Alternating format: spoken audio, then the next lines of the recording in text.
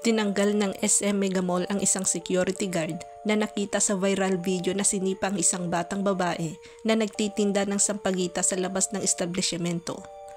Ang bata nagalit sa CQ nang sirain ang kanyang paninda kaya hinampas niya ang CQ. Nang hihinayang at nakikiramay kami sa dalagang nakaranas ng hindi magandang pangyayari sa labas ng aming mall. Saad ng SM Mega Mall sa isang pahayag nitong Huwebes ng kanilang inilabas. Tinawagan namin ang atensyon ng ahensya ng seguridad upang magsagawa ng agaran at masusing investigasyon. Na-dismiss na ang security guard at hindi na papayagang magserbisyo sa alinman sa ating mga mall. Dagdag ng SM Mega Mall.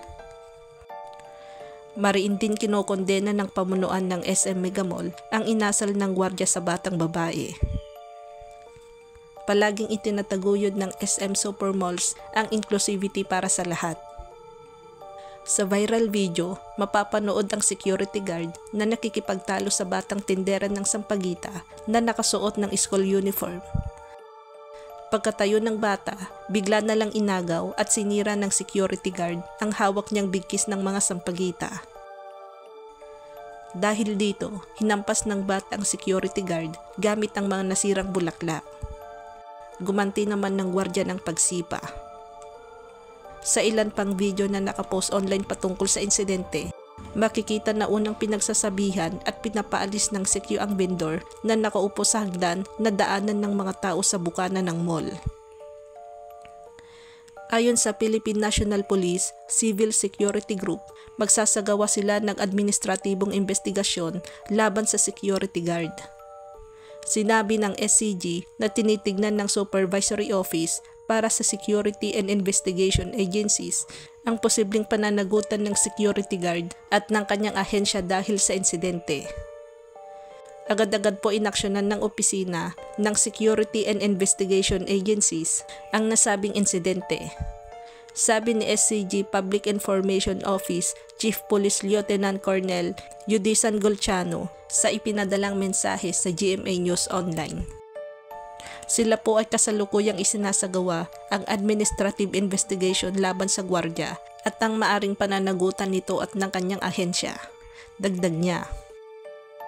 Sinabi ni Golchano na magiging patas at mabilis ang kanilang tanggapan sa investigasyon nito sa insidente. Wala pang pahayag na galing mula sa sangkot na security guard.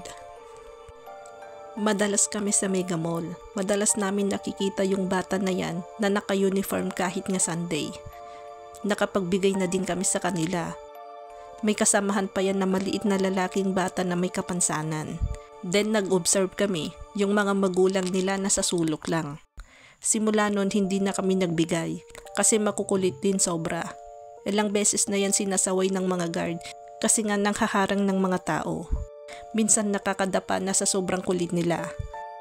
Mapapaisip kayo bakit Saturday at Sunday naka-uniform sila para magtinda ng ganyan.